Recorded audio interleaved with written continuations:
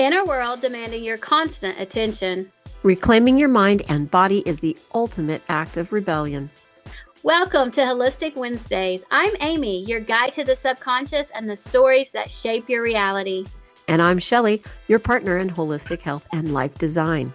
Together, we're bridging the gap between biology and belief, combining modern science, ancient wisdom, and practical coaching to help you thrive in 2026 and beyond. Whether you're here to hack your health or rewire your habits, you are in the right place. Let's shift. In a culture that rewards overgiving and overfunctioning, learning to say no isn't selfish. It's somatic. If you think you have a time management problem, you don't.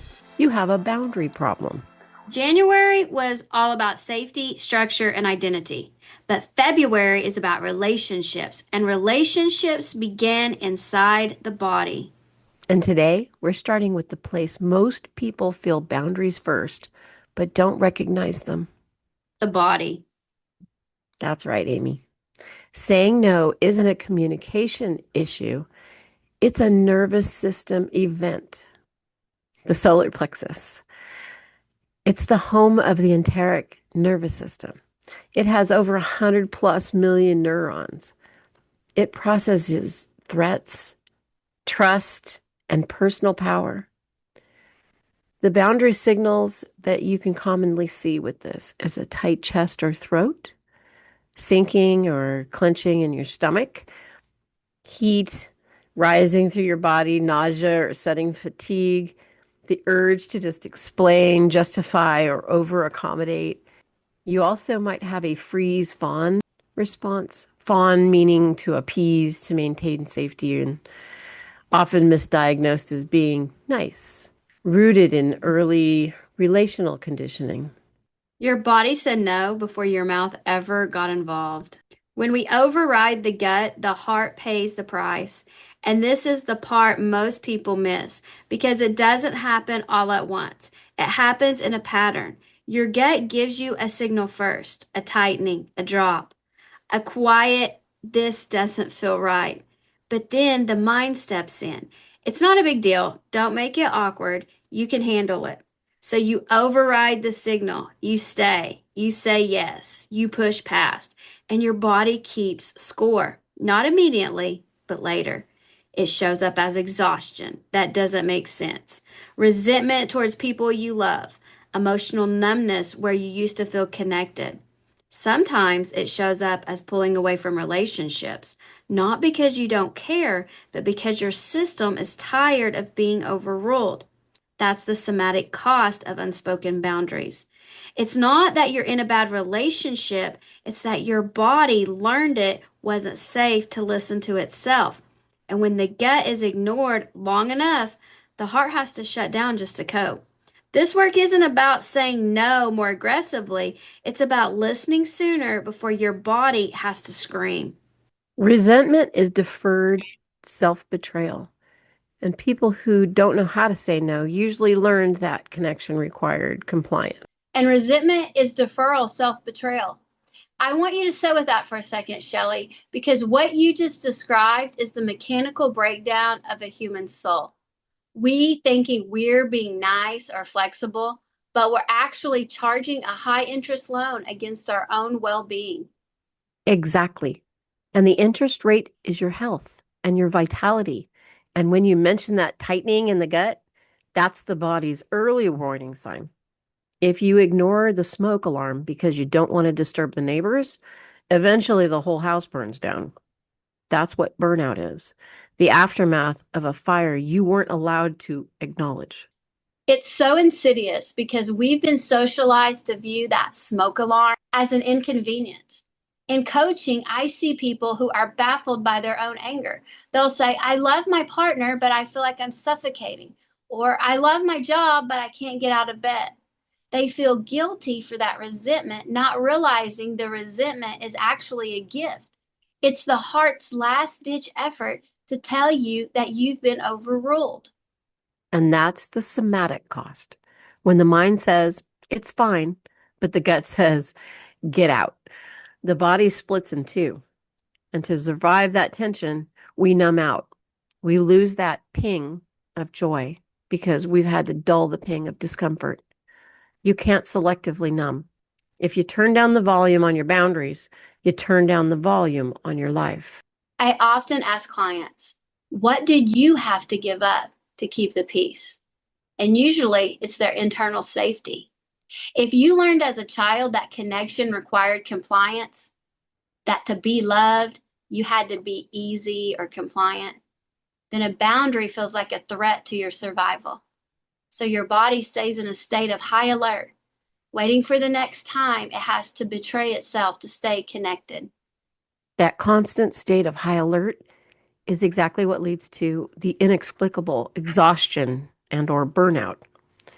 You're not tired from working. You're tired from the constant internal civil war. Your system is exhausted from being overruled, and we have to move from the aggressive no's to the earlier listens, right? We must ultimately learn to take the time and the space to take better care of ourselves by choosing to just do it. That's the reframe. It's not about building a wall to keep people out. It's about building a bridge back to yourself. If we listen to the quiet no in the gut at 5 p.m., we don't have to deal with the screaming breakdown at 3 a.m. We have to teach people that their no's are actually the protector of their yeses. Using somatic rehearsal can lead to significant improvements in both personal and professional interactions. Enhanced emotional regulations learn to recognize the early physical signs of tension, such as a racing heart or tight chest, and using grounding or breath work to stay calm and regulated during those actual conversations. By practicing in a controlled setting, it develops a body memory that a calm presence is available even under stress, which fosters the courage needed for real world application. In relational contexts, somatic awareness allows individuals to express needs more clearly and pick up on their partner's nonverbal cues like gestures and facial expressions, bridging the gap created by misunderstandings. Reconnecting with the body signal helps listen to their needs sooner before stress escalates into physical exhaustion or emotional shutdown. Regular practice increases the nervous system's capacity to handle the stress without defaulting to the reactive survival modes like anger or shutdown. You don't set boundaries in the moment, you set them in the rehearsal. So let's do an exercise. It's somatic, body awareness. Do not do this next part if you are driving or operating heavy machinery. Close your eyes and think of a recent moment you wanted to say no, but didn't. Now locate the sensation and notice where it lives in the gut, chest, or the throat. The fond response. Hand to your solar plexus. Slow inhale. Gentle inward pressure. This tells the nervous system I'm allowed to take up space. And sometimes that doesn't work for me, or I need to check in with myself first. I'm not available for that.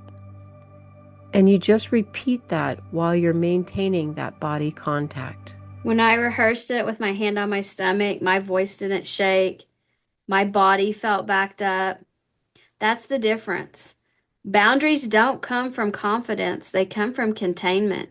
All right, take that calm with you. And now let's hear what's coming up for you in listener Q&A. Okay, this one comes up a lot.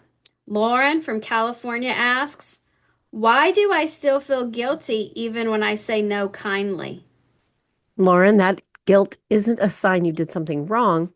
It's just the echo of an old rule your nervous system learned early on. Yeah, somewhere along the way, your body picked up the belief, I'm responsible for other people's comfort. And when you change the behavior by saying no, but the body's still running the old rule, guilt shows up every time. So, guilt doesn't mean you need to explain more, soften more, or backtrack. It means you're just updating that rule. And that update takes repetition, not self-criticism.